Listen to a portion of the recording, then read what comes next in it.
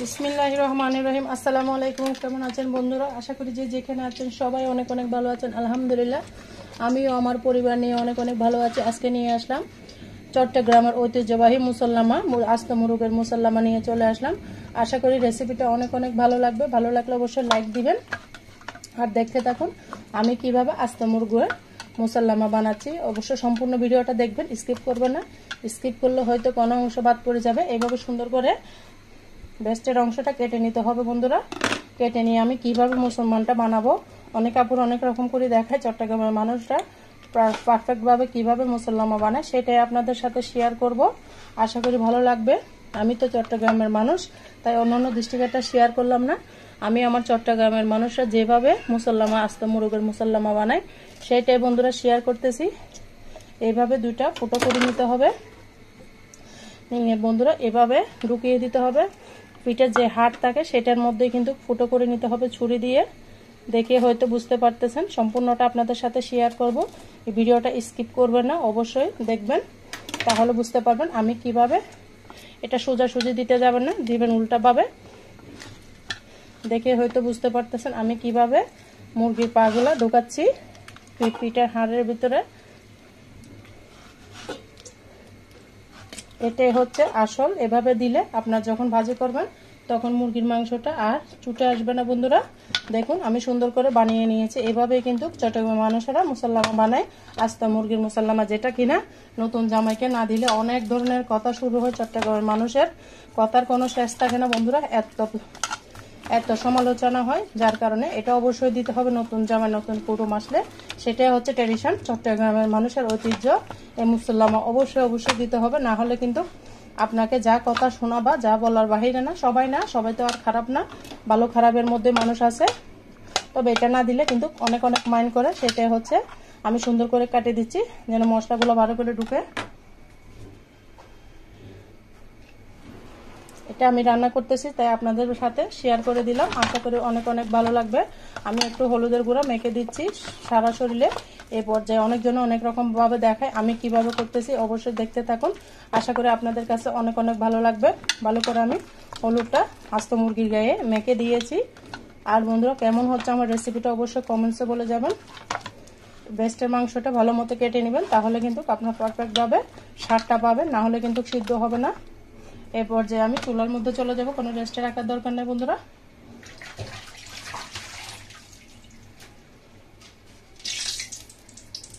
এখানে আমি চুলার কড়াইয়ের মধ্যে আগে থেকে তেলটা দিয়েছি, অনেক কিছু রান্না করতেছি সকাল থেকে, তার জন্য এই পর্যায়ে চুলাটা বন্ধ করে দিয়েছি। তেলটা কিন্তু অনেক গরম হয়েছে বন্ধুরা। আমি মুরগিটা দিয়ে দিচ্ছি। আমার চুলাটা কিন্তু এই পর্যায়ে বন্ধ আছে, তেলটা অনেক গরম হয়ে গিয়েছিল।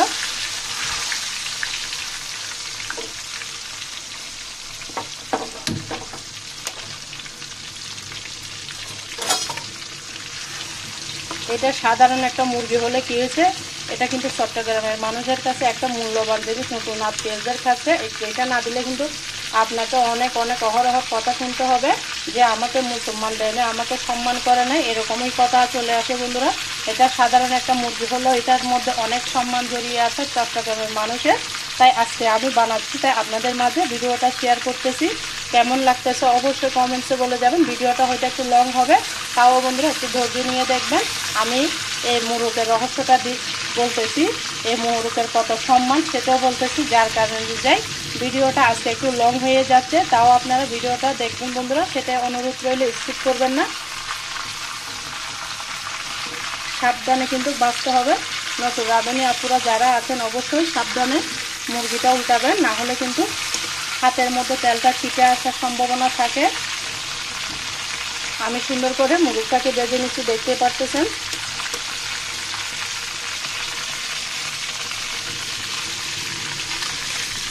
চুলার আঁচটা কিন্তু বাড়িয়ে রেখেছি, চুলার আগুনটা আমি কমিয়ে দিলে। এইটা অবশ্যই 1.5 কেজি ওজনের মুরগি দিয়ে বানাইলে সুন্দর হয়। বেশি ওজনের মুরগি দিয়ে রান্না করলে খেতে অতটা ভালো লাগে না। আমারটা 1.5 কেজি থেকে একটু বেশি, সমস্যা নেই।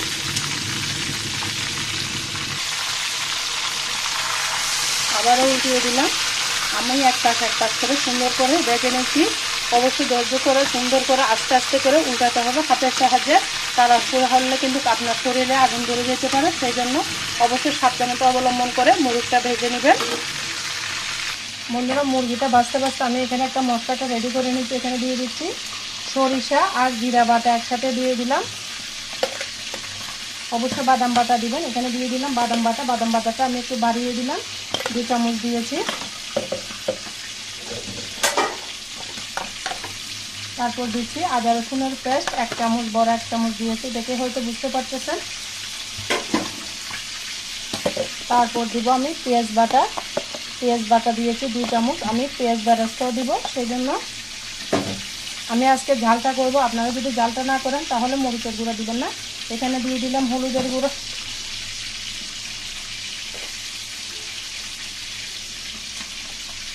তারপর দিয়ে দিলাম মরিচের গুঁড়া। আমি ঝাল ঝাল করে করবো, সেই জন্য মরিচের গুঁড়াটা দিয়েছি। তারপর দিব রাঁধুনি মাংসের মশলা,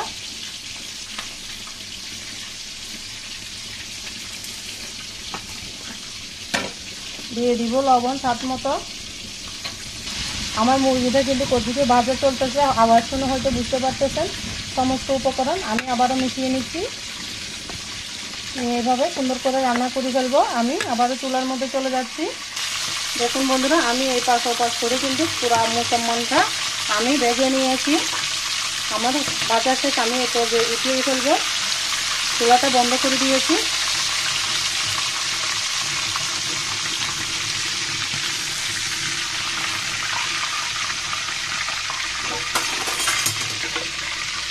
সাবধানভাবে করতে হবে বন্ধুরা। এই পর্যায়ে সেম তেলের মধ্যে দিয়ে দিচ্ছি যে মশলাগুলো আমি মেখে রেখেছি, সেই মশলাগুলো দিয়ে দিলাম। দিয়ে সুন্দর মতো নেড়ে চেড়ে দিব। চুলার আগুনটা কিন্তু এই পর্যায়ে আমি বন্ধ করে রেখেছি। তেলটা অনেক হিট হয়ে গিয়েছে, যেন গায়ে ছিটে না আসে, সেই জন্য আবারও আগুনটা আমি ধরিয়ে দিচ্ছি। দিয়ে মশলাটাকে ভালো মতো কষিয়ে নিব। এইভাবে যদি মুসলমান রান্না করেন, আপনার মুখে লেগে থাকবে রুটি, পরোটা, নানের সাথে, গরম ভাতের সাথে, মেহমানদারি আপ্যায়নে খেতে অসাধারণ লাগবে বন্ধুরা। দুর্দান্ত স্বাদের এই রেসিপিটা পুরোটা জুড়ে থাকেন। আমি কিভাবে রান্না করতেছি অবশ্যই আমার সাথে থাকবেন, দেখতে থাকুন, ভালো লাগবে। মশলাটা যখন কষানো হয়ে গিয়েছে, দিয়ে দিচ্ছি আমি পানিগুলো দিয়ে ভালো মতো মশলাটা কষিয়ে নিব।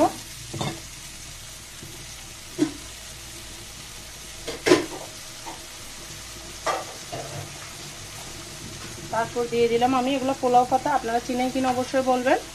পোলাও পাতা দিয়ে দিলাম, দিয়ে আবারও ভালো মতো নেড়ে চেড়ে দিলাম। এগুলো দিলে একদম পোলাওয়ের মতো সুঘ্রাণ লাগে, খেতে দুর্দান্ত লাগে বন্ধুরা। এই পর্যায়ে দিয়ে দিব কয়েকটা কাঁচামরিচ, আমি মাঝখান থেকে ভেঙে দিয়ে দিচ্ছি। বেশি ঝাল হবে না, সেই জন্য এভাবেই ভেঙে দিয়ে দিচ্ছি। মশলাটাকে যত ভালো কষাবেন, আপনার মুসল্লামাটা খেতে, আস্ত মুরগের মুসল্লামাটা খেতে বেশি মজা লাগবে বন্ধুরা। দেখুন আমার মশলাটাকে আমি আরো 5 মিনিট মতো কষিয়ে নিব। দেখুন বন্ধুরা, আমার মশলাটা কষানো হয়ে গিয়েছে।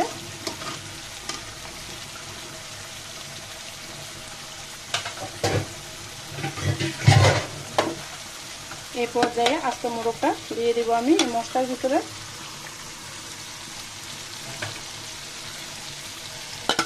এই নিয়ে আমার জীবনে আমি 2বার মুসল্লা বানাচ্ছি বন্ধুরা। আস্ত মুরগের 2বার মুসল্লামা বানিয়েছি, আরও আগে একবার বানিয়েছি, আজকে আবার বানাচ্ছি, তাই আপনাদের মাঝে আবারও শেয়ার করতেছি। অনেক অনেক মজা হয় এইভাবে মুসল্লামা রান্না করলে, খেতে কিন্তু দুর্দান্ত লাগে।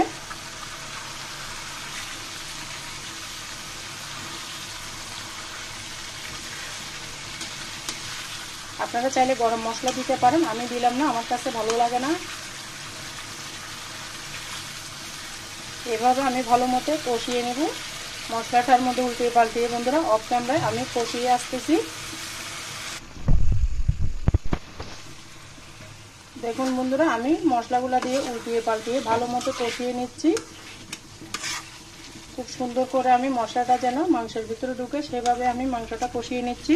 পুরো আস্ত মুরগটা মশলামাটা হয়তো দেখে বুঝতে পারতেছেন আমি কিভাবে ঘুরিয়ে ঘুরিয়ে উল্টিয়ে উল্টিয়ে মুরগিটাকে ভালো মতো কষিয়ে নিচ্ছি। এভাবে কষিয়ে যদি রান্না না করেন তাহলে কিন্তু খেতে একটু ভালো লাগবে না বন্ধুরা। তো চেষ্টা করবেন সময় করে একটু কষিয়ে কষিয়ে আমার এই মুরগিটা রান্না করতে কিন্তু অনেক টাইম লাগতেছে। আমি আপনাদের সাথে অল্প অল্প করে শেয়ার করতেছি। বিশেষ করে বেস্ট 5টা ভালো করে রান্না করবেন, কারণ ওখানে অনেক মাংস আছে, সেই জন্য মাংসটা না হলে কিন্তু খেতে ভালো লাগবে না। আমি বারবার দেখতেই পারতেছেন, আমি বারবার ঘুরিয়ে ঘুরিয়ে ঘুরিয়ে ঘুরিয়ে রান্না করে নিচ্ছি। আমার মাংসটা সিদ্ধ হয়ে গিয়েছে, মাংসটা উঠে যাচ্ছে। এই পর্যায়ে আমি পানি দিয়ে দিব। এখানে আমি পানি আর দুধ মিলিয়ে দিয়ে দিচ্ছি। আপনারা চাইলে শুধু দুধ দিয়ে রান্না করতে পারেন। আমি পানি আর দুধ দুটোই মিলিয়ে দিয়েছি। দিয়ে আমি মুরগিটাকে রান্না করে নিব। যতক্ষণ না পানিটা মাখামাখা হয়ে আসে ততক্ষণ পর্যন্ত আমি রান্না করব। পরিবেশনের জন্য পরে আপনাদের সাথে শেয়ার করব বন্ধুরা। আমি আবার উল্টিয়ে পাল্টিয়ে দিচ্ছি। অফ ক্যামেরা আমি মুরগিটাকে রান্না করে নেব। যতক্ষণ না ঝোলটা একটু মাখো মাখো হয়ে আসবে ততক্ষণ পর্যন্ত আমি রান্না করব।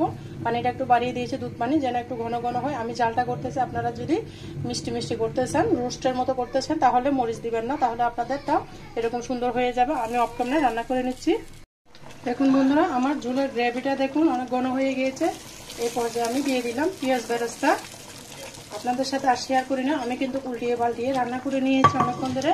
প্রায় 20 মিনিট মতো রান্না করেছি। টোটাল 40-50 মিনিট মতো লেগেছে আমার আস্ত মুসম্মাটা রান্না করতে। এই পর্যায়ে আমি ঝোলটা আর শুকাবো না, আপনারা চাইলে একদম মাখা মাখা করে নিতে পারেন। আমি একটু ঝোল ঝোল করে রান্না করব। পোলাওয়ের সাথে খেতে দারুণ লাগবে। আর কিভাবে পোলাওটা ঝরঝরা করে সহজভাবে অনেক পোলাও রান্না করে সেই রেসিপিটা আপনাদের সাথে শেয়ার করব। আমার মুসম্মাটা একদম রেডি হয়ে গিয়েছে, আমি এই পর্যায়ে নামিয়ে নিব। বন্ধুরা, কেমন হয়েছে আমার আস্ত মোরগের মুসম্মাটা আপনাদেরকে আর পরিবেশন করে দেখাচ্ছি না। আমি আজকে অনেক রান্না করতেছি, সেই জন্য বন্ধুরা সেটাই এইভাবে আপনাদের সাথে শেয়ার করে দিলাম। কেমন হয়েছে অবশ্যই বলে যাবেন। আর বন্ধুরা, কিভাবে সহজভাবে পোলাওটা রান্না করবো বাবুর্চির মধ্যে, সেটা আপনাদের সাথে একটু শেয়ার করে দিয়েছি। আশা করি অনেক অনেক ভালো লাগবে। আমি এই পর্যায়ে চুলাটা বন্ধ করে দিলাম। এখানে এটা ফুটে আসলে পেঁয়াজ, আদা রসুন বাটা, কাঁচামরিচ আর দিয়েছি পোলাও পাতা পরিমাণ মতো দিয়ে দিয়েছি তেল। এখানে আমি 3 কেজি চাউলের পোলাওটা রান্না করব। দিয়ে দিচ্ছি দারচিনি, তারপর দিয়ে দিচ্ছি এলাচ, অল্প করে দিচ্ছি, আমি বেশি দিচ্ছি না। এটা যখন ফুটে আসবে তখনই চালটা দিলে আপনার ভাতটা একদম ঝরঝরা পারফেক্ট হয়ে যাবে বন্ধুরা। এভাবে কিন্তু অনেকগুলো 5-10 কেজি চাউলের ভাতও আপনারা রান্না করতে পারবেন। আমি এই গ্লাস দিয়ে চালটা দিয়েছি, এই গ্লাসে ডাবল পানি দিবেন। পোলাও রান্না করার ক্ষেত্রে আর চালটা অবশ্যই আধা ঘন্টা আগে ভিজিয়ে রাখবেন। সেটা হচ্ছে ঝরঝরা পোলাও রান্নার টিপস। এখানে আমি এটা ফুটে আসা পর্যন্ত অপেক্ষা করতে হবে। খুব সহজভাবে দেখালাম। এভাবে রান্না করলে 10 কেজি চাউলের পোলাও রান্না করলে আপনার পোলাও একটা পোলাও বেশ কম হবে না, বাবুর্চি লাগবে না। নিজেরাই কিন্তু 100-150 মানুষের রান্না বাসায় তৈরি করে ফেলতে পারবেন। এরকম সহজভাবে দেখাচ্ছি। পানিটা ফুটে আসা পর্যন্ত আমার অপেক্ষা করতে হবে। দেখুন বন্ধুরা, আমার পানিটা ফুটে উঠেছে। এ পর্যায়ে আমি চালটা ধুয়ে রেখেছি আগে থেকে। সাবধানে দিবেন, চাউল যখন বেশি অবশ্যই সাবধানতাভাবে কাজ করতে হবে, না হলে কিন্তু আপনাদের হাতটা পুড়ে যাবে।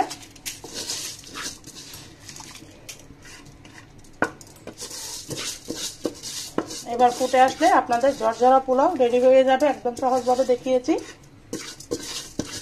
আশা করি ভালো লাগতেছে। ভালো লাগলে অবশ্যই লাইক কমেন্ট দিবেন।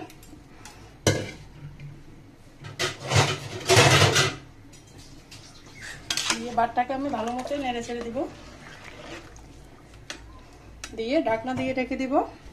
আর দেখুন বন্ধুরা, এদিকে মুসম্মানটা রেডি করেছি আর এদিকে পোলাওটা রেডি হচ্ছে। এটা আর শেয়ার করবো না বন্ধুরা।